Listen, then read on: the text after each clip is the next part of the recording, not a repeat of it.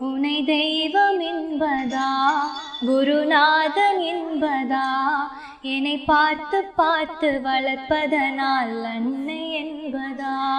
உனை தெய்வம் என்பதா குருநாதன் என்பதா என்னை பார்த்து பார்த்து வளர்ப்பதனால் அன்னை என்பதா